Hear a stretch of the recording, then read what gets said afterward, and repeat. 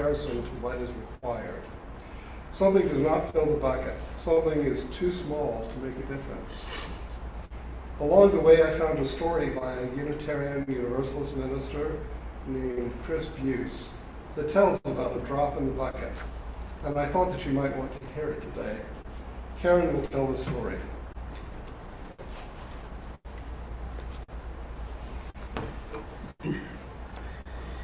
Karen will tell the story as long as she has a quick drop in the bucket. Please pardon me. It was not for jokes. For joke's sake, I have a condition of a very dry mouth.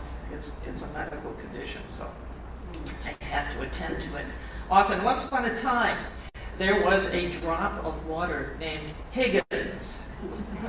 Higgins was no ordinary drop of water. He was a drop with a dream. I don't know of any water that has a dream, but Higgins had a dream. He lived in a valley where it had not rained for a very long time.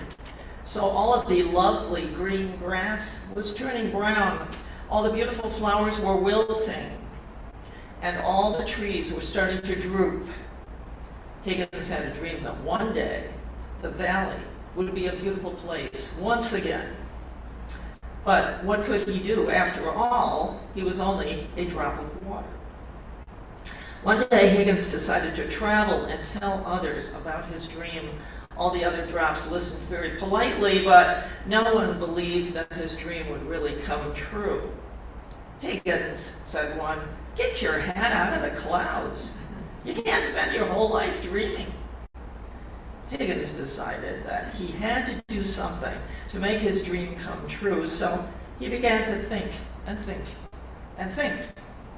One day he was walking by a rusty old bucket and he got an idea. If enough of us drops of water got together in this bucket, Higgins thought, there would be enough water to sprinkle on a few flowers and help them grow and perhaps become beautiful again. Eagerly, Higgins told everyone his great idea, but everyone thought that he was being foolish. That Higgins, he's nothing but a dreamer, they said. Higgins decided they had to do something to convince the others that he was right. So he said to them, "I don't know about you, but I'm getting in the bucket. I hope some of you will join me. There might be enough water to help at least some flowers grow beautiful again." So Higgins ran as hard as he could. He hopped way up in the air. He launched himself and landed with a kerplunk in the bottom of this bucket. And there he sat, just a drop in the bucket. For a long time he was very lonely. It seemed like no one else was going to join him, but after a while, some of the drops could see that the grass was really dying, and the flowers were wilting, and the trees were really drooping.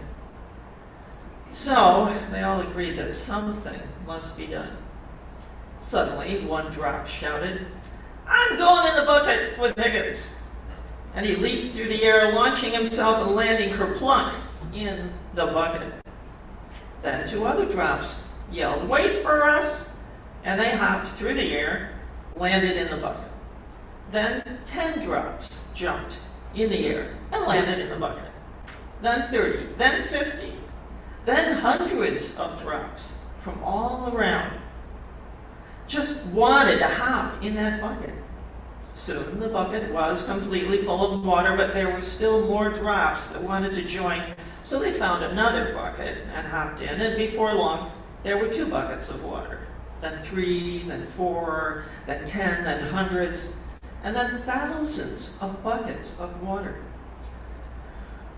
You say to yourself, well, what good does that do, all these buckets of water? Well, along came a powerful breeze that blew over all the buckets, and all the water flowed together, making a mighty stream. Everywhere the water flowed, the grass turned green again, the flowers bloomed, the trees were able to suck up the water and stand straight and tall once more. All this happened because Higgins had a dream, and his dream came true. because he knew that although he was just a drop in the bucket, enough drops in the bucket could make a bucket full. And when there are enough buckets with the wind behind them, then justice might roll down like waters and righteousness like a mighty stream.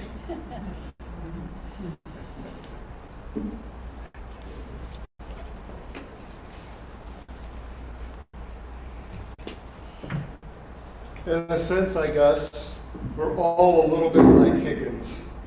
Each one of us is small, and even though each one of us is special and beautiful, by ourselves we are tiny in comparison to the world and what the world needs us to do. Sometimes each one of us can make a difference. When you speak to someone who is crying, when you pick up the trash or recycling, when you give money to something that you care about, when you are kind to those around you, when you help someone register to vote, you make a small difference in the world. By joining together like little drops, we can become something greater than we would be otherwise. We are part of a movement, a gathering of people with shared hopes and dreams, and who are spiritual explorers. It is only together that we can change the world. Our community enriches us. Today I would offer this understanding of our water ceremony. Each one of us is a drop in the bucket. Special? Yes. Wonderful? Yes. Worthy? Yes. This is all true. Each one of us is those things and so much more, yet a spiritual awareness resides in all that reminds us that we are small and finite. One of the longings that human beings have is to be something, connected to something greater than oneself. That which is greater than oneself might be a god, goddess, the human collective, the universe, or something else. It is the spiritual thirst, often that cannot be quenched. This is one of the defining aspects of human existence. We need to sense connection to the whole. It's a spiritual calling for us.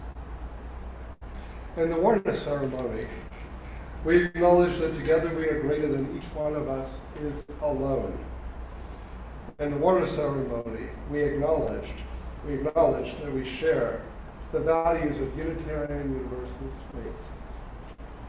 And that those values together make us more than we might be alone.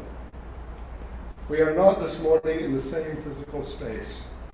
Some of us here are here in this active life center. Others are at home or some other place.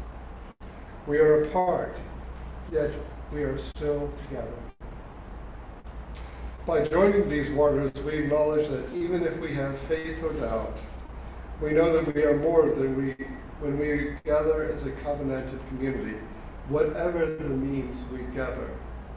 We might struggle to remain together during this age of COVID-19, but we are still a community founded upon ethical principles, spiritual exploration, and hope for a better world. Though we meet separately, we will be one in building a nobler world than we have known today. The English poet John Donne wrote his most quoted poem in 1624 about the reality that each of us is connected. Even though we are just one, we are still connected, and we are involved in the human journey, the human part of what it is to be human and what it is to live in community, even if we aren't always aware of that notion.